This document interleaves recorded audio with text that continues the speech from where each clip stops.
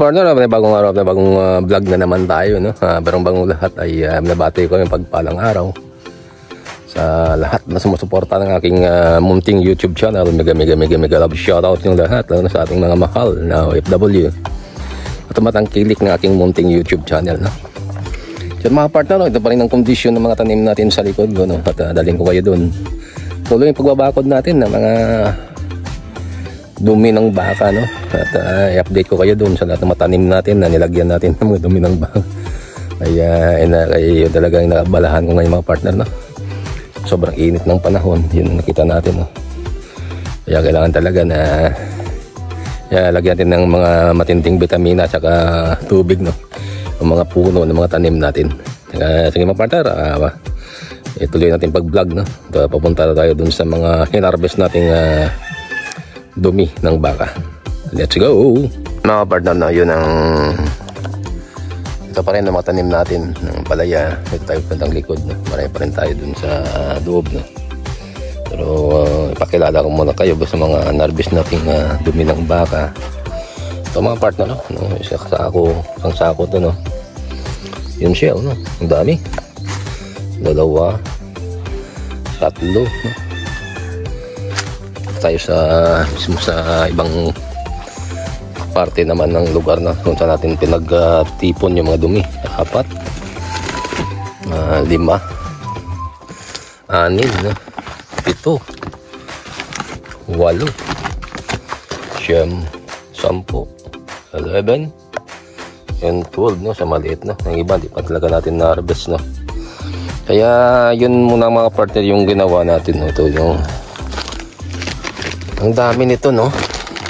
Ang gagawin to mga partner, ilagay natin to sa mga puno, no, ng mga ibang tanim natin. Yung mga malalapad to mga partner, no, itong kalapad to. Yun, no? Itong kalapad siya. Yun ilagay natin sa pinakagilid, no? Tapos yung pinakamaliit naman na dapat durugin ng itong kalaki, yun ilagay natin sa gitna. Para pag niligan natin mga partner ay yung mga nutrients na, no, pupunta dun sa puno niya. Tapos mga partner, may ginawa tayo dun ng mga tanim, no, ng mga halaman man. At ang ginawa natin dun mga partner ay pinakuran natin ng ganito mga partner. Yun siya. Siguro taas to mga partner, no, mga 30 inches, no. Yun siya, no. Yun, no, kapag tinayo natin sa sako, yun, 30 inches na, no. Kasi yung sako nito mga partner hanggang 36 yata, no, o 30 inches, no. Yung taas pa siya. Ang ginawa natin mga partner, inalagay natin sa puno nito, no. Yun, no. May ginawaan tayo dun sample, no. Yun, isang rubber tree, no? Tingnan natin ng rubber tree na gumanda na siya. Yun, nakita natin yung forma niya. Yun, naglagay natin ito sa gilid, yung malalapad. Binakuran natin to sa pinakagilid, no? Paikot to mga partner, siguro na yung nagamit natin dun, isang puno, siguro mga partner makalating sako, no?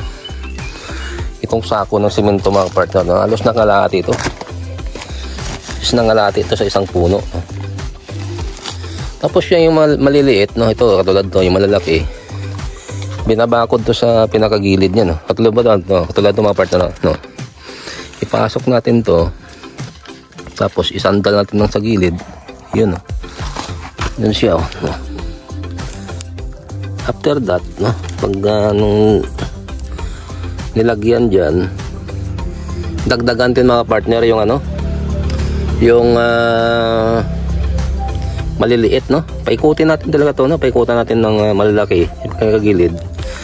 Tapos mga partner, yung maliliit nito, no, itong kalaki, yung itong kalaki siya, ito sa pinakagitna niya. Yun, i-demonstrate ko na maayos sa mga partner na ito makakatulong talaga to para sa organic, no, na pag-alaga ng mga tanim dito, no. Yun siya, no. Yun. Pwede natin ito ilagay sa pinakapuno niya mga partner na yun. Yun siya, no? Yun siya. Grabing epekto itong mga partner, no? Ang bilis niya, nadiligan na ito mga after na nagay ito. Nadiligan ito mga partner. After that, no? Mga 3 days makita mo na yung epekto niya. Yung pagdidiligan mo partner, yung mga nutrients niya at mga tatamaan ng tubig pupunta dito sa puno mismo ng mga alaga nating tanim. Hindi lang to mga partner, lahat ay matanim na dapat na lagyan, no? At ng mga dumi ng baka ay makakatulong to kay sobrang init talaga ng panahon mga partner. Kailangan may yung, bago dumating yung init dun sa ugat mismo, sasaluin to mga partner yung init na galing mismo sa araw. Nakita naman natin mga partner, no, yung sobrang init na yan, yun, no? Hindi pwede sa madiretso mga partner ito sa tanim mismo, no? Kailangan medyo kilalang mga tanim ito, no, yung rubber tree. At kailangan na may protection, no, dito sa puno niya. Ito pinag-isipan ko to ng matagal mga partner.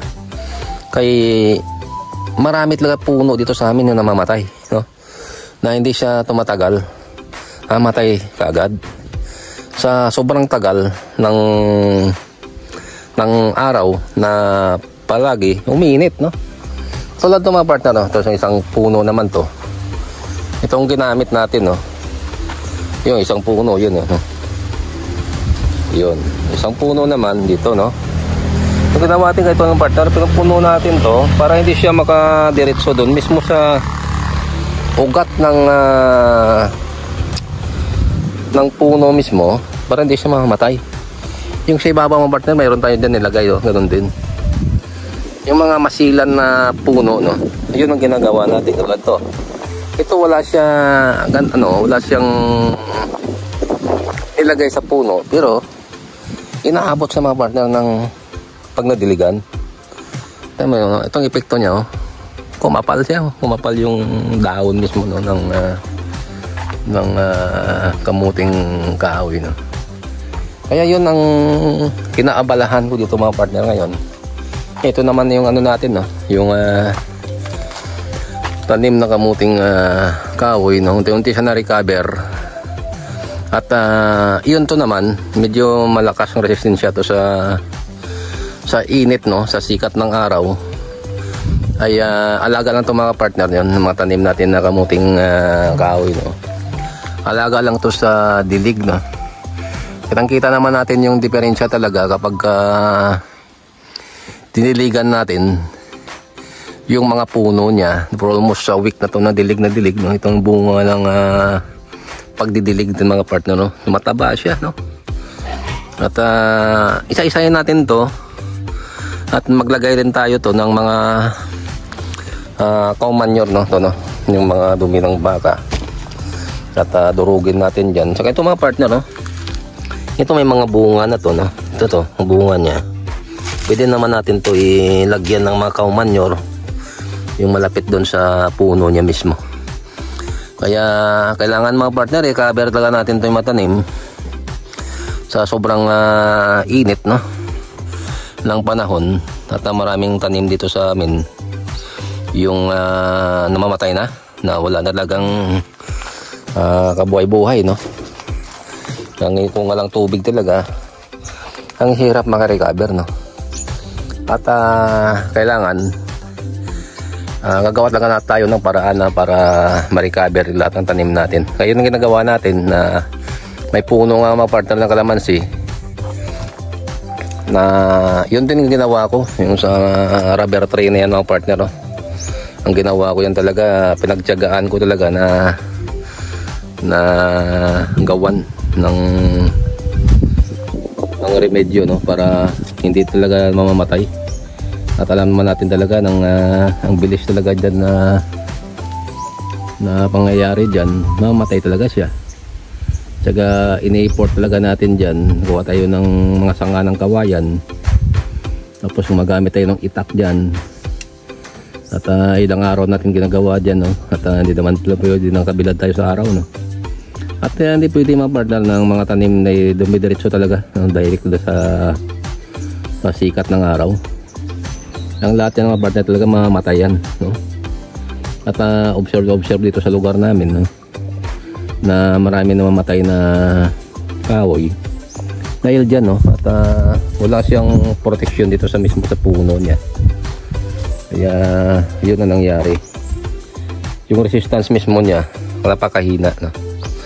Unlike kung may maroon ka dito mga partner na dumi ng baka, yung ibang mga partner nalagay dahon. Ipakita ko pa sa inyo mamaya yung nandun naman sa garden na puntahan natin ngayon. Yun ang ginagawa ko mga partner ay nilagyan ko talaga dyan ng mga damo-damo, tapos lagyan ko rin mga partner ng dumi yun para matakpan yung mga dahon-dahon na yun mga partner. Yun yung update ko sa iyo sa daming stock natin ng mga ganito. At pagdating ng tagulan at wala natin din dumi, yung sa dumi ng baka at preparasyon lang dun sa mga palaya namin mga partner. Ang dami, no, for almost 3 months siguro nga dumi ito ng baka, no. Ilang baka lang yun, no? Siguro may makalabaw naman natin tayo naligaw. At pinulot natin na pinagtiyagaan pulutin, no? Kaya yun ang dahilan na talaga tiyaga talaga, no, mga partner natin. Ang dami, no? At ang durugin mo lang sa martilyo, no? Katong kalaki. Ilagay mo lang to sa puno mismo ng mga tanim at malaking epekto to at tataba siya. At organic siya na pamamaraan, no? Sa paglago ng mga tanim natin mga partner, no? Kaya yun lang muna, no? At daling ko kayo doon sa update ako kayo doon sa tanim natin ng mga gulay, no? Kung ano ang mayroon doon at ano ang update natin doon. Yun ang update ngayon kahit na tag-init, no? May kinukuha pa rin tayong produkto nito, no? Yung sili, ganito, namumula-mula pa rin mga partner. At saka yung mga siling haba, talong, namumulaklak naman yung talong natin, no? At saka may okra tayo dyan, may alugbati, may kamote, may ampalaya, no? May sitaw na maliliit, no? At saka may mga alugbati sa gilid, no? Yun, no?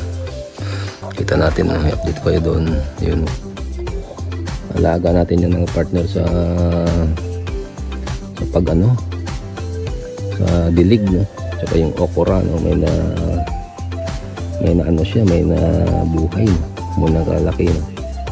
Ilang araw na lang yan, makanabangan natin yung tanglad natin yun sa yun, no? Mga 7 puno yan mga partner, medyo kabundok natin nilagay dyan para alam naman natin na need na mga tao yan. Yun siya, oh. Kaya salamat talaga, no, sa ganitong pamamaraan sa pagtanim, no? Nalagyan pa na natin ng binabakuran pa na natin ng dumi, no?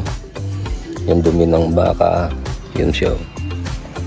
Mga dumi ng baka yung mga partner yung ginagamit natin, no? At yun na ganoon din, ng dumi ng baka rin yan, nakapaligid yan sa lugar na yan, no? Taka lumalawak na rin yung ampalaya natin, no? May mga bagong ampalaya tayo ng partner, no? Kaya tingnan natin, no? Medyo masikip ng lugar na yan. Kaya yun lang muna yung mga update dyan. Tuloy yung paglagay ng bakod sa mga puno niya, ang gagamit natin dun ng dumi ng baka, no? At para organic siya sa pamamaraan, no? Sa pagtanim ng sa pag-alaga ng mga tanim natin dito mga partner, no? Para safe na safe tayo. Hindi naman tayo maasa dun sa mga abono, no? Tama talaga na alam naman natin na hindi ganoon ka daming nutrients, no? Pero unti-unti yan talaga makita natin yung resulta, no? Kapag ginagamit natin talaga yung mga dumi ng baka, no? Maraming salamat pala, no, sa tumatangkilik ng aking munting YouTube channel at hindi kayo nagsawa, no? Nandiyan pa rin kayo sa likod ng aking pag-YouTube. At saka sa mga natin na OFW dyan, full support for our YouTube channel. Sa lahat ng ating mga kasamang mga YouTuber. Migay love shoutout sa inyo lahat. At nandyan pa rin kayo sa likod ng aking pag-YouTube. At yun lang palagi, no? At God bless you all. Goodbye and love you. See you for the next vlog. Maingat kayo palagi.